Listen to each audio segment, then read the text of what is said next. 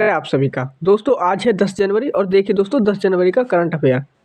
पहला प्रश्न है, हाल ही में राष्ट्रीय पक्षी दिवस कब मनाया गया है?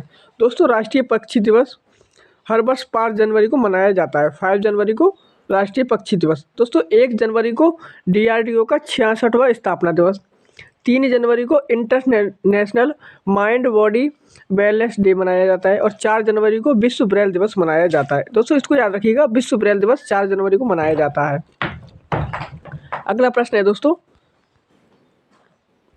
हाल ही में किस देश ने हेम तेंदुआ को राष्ट्रीय प्रतीक घोषित किया है? दोस्तों हेम तेंदुआ को कौन से देश ने घोषित किया है? तो ये किर्गिस्तान ने घोषित किया है। ऑप्शन सी राइट आंसर है दोस्तों, किर्गिस्तान। आगे देखिए दोस्तों, हमारा अगला प्रश्न है, हाल ही में किस राज्य के बांचो शिल्प को जीआई टैग मिला है? दोस्तों बांचो शिल्प को जीआई टैग मिला है, ये अरुणाचल प्रदेश का है। ऑप्शन बी राइट आंसर हो जाएगा दोस्तों, अरुणाचल प्रदेश। देखिए पश्चिम बंगाल के सुंदरबन शहद जलपाईगुड़ी जिले के काला नुइया चावल और कार्याल साड़ियों को जीआई टैग मिला है। दोस्तों देखिए पश्चिम बंगाल का जो है सुंदरबन शहद और जलपाईगुड़ी जिले का जो काला नुइया चावल है और जो कार्दियाल साड़ी है उनको जीआई टैग मिला है।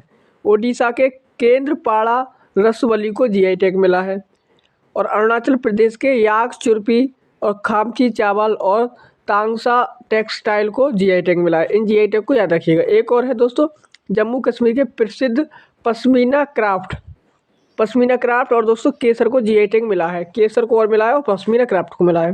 तमिलनाडु के सालेम सागे को जीआई टैग मिला है। इन सभी को याद रखिएगा। आगे चलिए दोस्तों, अगला प्रश्न जो हमारा, हाल ही में किसे AIRAI का नया अध्यक्ष नियुक्त किया गया है? दोस्तों शशि सिंह को नियुक्त किया गया है। 16वें वित्त आयोग के चेयरमैन बने अरविंद पनघड़िया। राष्ट्रीय कानून सेवा प्राधिकरण नालसा का कार्यवाही अध्यक्ष दोस्तों संजीव खन्ना को नियुक्त किया गया है। संजय जसजीत सिंह ने पश्चिमी नौसेना का कमान का कार्यभार संभाला है। भारतीय नौसेना स्टाफ के उप प्रमुख के रूप में विदेश के त्रिपाठी को नियुक्त किया गया है। दक्षिणी नौसेना कमान के 30वें flag officer commanding in chief के रूप में श्रीनिवास ने पदभार संभाला है। इंडियन ऑयल की अगली निदेशक के रूप में दोस्तों रश्मि गोयल को चुना गया है। दोस्तों रश्मि गोयल को चुना गया है इंडियन ऑयल की अगली निदेशक। रश्मि गोयल है दोस्तों, रश्मि गोयल। आगे देखिए दोस्तों, अगला प्रश्न है 5वां, हाल ही में कहाँ 10वीं शताब्दी का कदम्ब शिलालेख मिला है? दोस्तों कदम्ब शिलालेख मिला है तो ये दोस्तों गोवा को मिला है। किसे मिला है दोस्तों? गोवा को मिला है। देखिए दोस्तों, गोवा के काजू को जीआई टैग मिला है।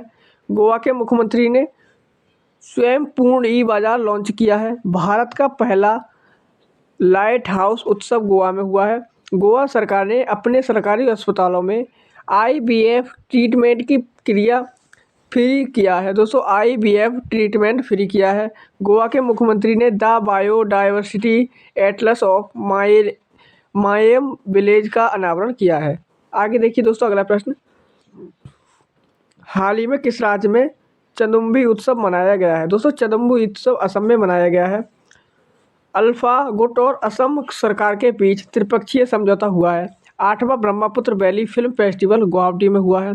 अमृत वृक्ष आंदोलन के लिए असम के मुख्यमंत्री को गिनीज वर्ल्ड रिकॉर्ड में प्रमाण पत्र प्राप्त हुआ है।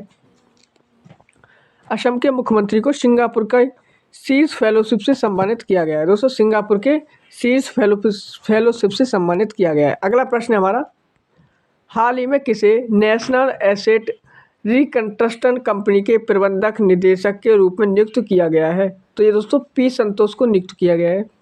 अग्निशमन सेवा और नागरिक सुरक्षा के महानिदेशक के रूप में विवेक श्रीवास्तव ने पदभार ग्रहण किया है।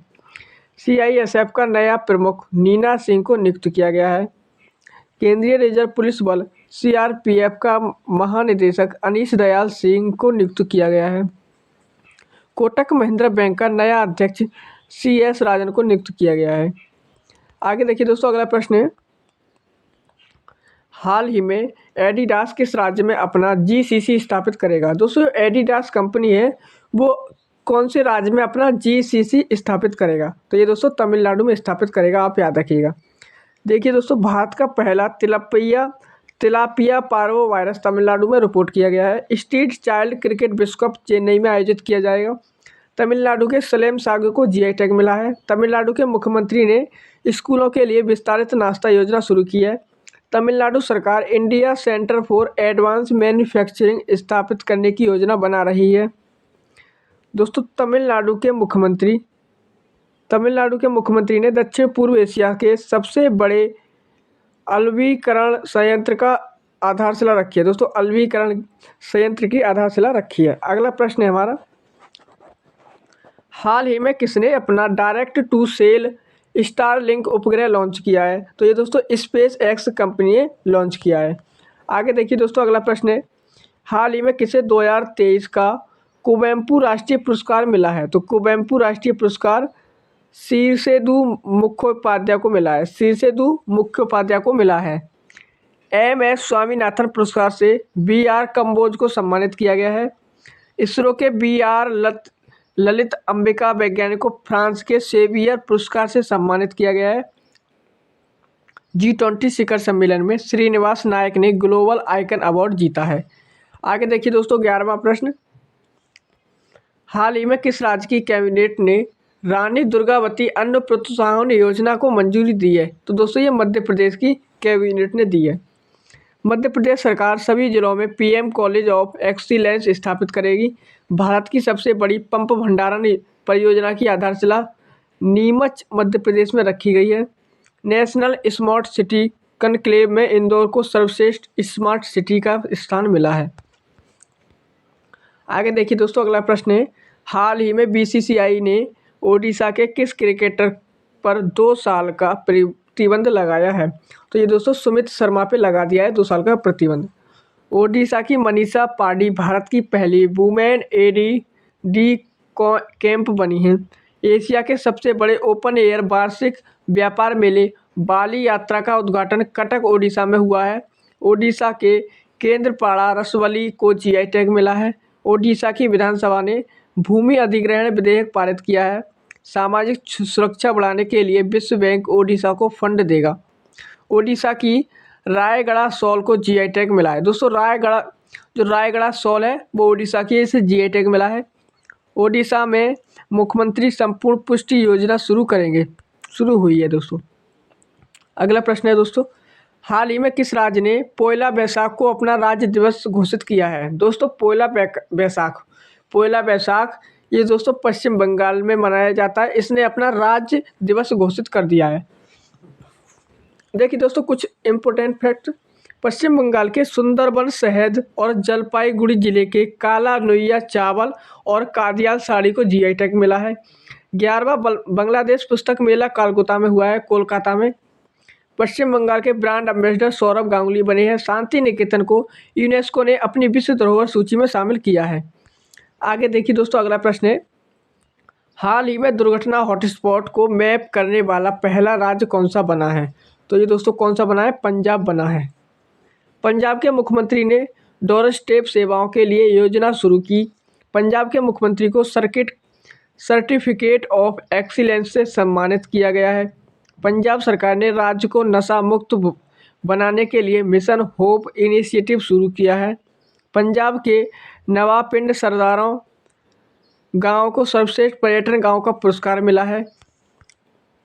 आगे देखिए दोस्तों, अगला प्रश्न, हाल ही में डिजिटल सेकेंड वीज़ा जारी करने वाला पहला यूरोपीय संघ देश कौन सा है? दोस्तों डिजिटल सेकेंड वीज़ा जारी करने वाला पहला यूरोपीय संघ देश कौन सा बना है?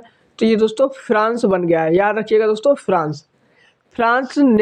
फ्रांस में तमिल कवि तिरुवल्लुवर की प्रतिमा का उद्घाटन हुआ है। फ्रांस ने स्कूलों में महिलाओं के अलावा पोशाक पहनने पर प्रतिबंध लगाया है। दोस्तों अबाया पोशाक पहनने पर प्रतिबंध लगाया है महिलाओं पर। भारत फ्रांस के मार्सेल में एक नया वाणिज्य दूतावास खुलेगा। प्रधानमंत्री मोदी को फ्रांस के सर्वोच्च सम्मान grand cross of the legion for honour से सम्मानित किया गया है। देखिए दोस्तों, हम अपना कल का प्रश्न देख लेते हैं। कल का प्रश्न क्या है? हाल ही में PM विश्वकर्मा योजना लागू करने वाला पहला केंद्र शासित प्रदेश कौन सा है? तो दोस्तों वो है जम्मू कश्मीर। PM विश्वकर्मा योजना लागू करने वाला जम्मू कश्मीर पहला राज्य है।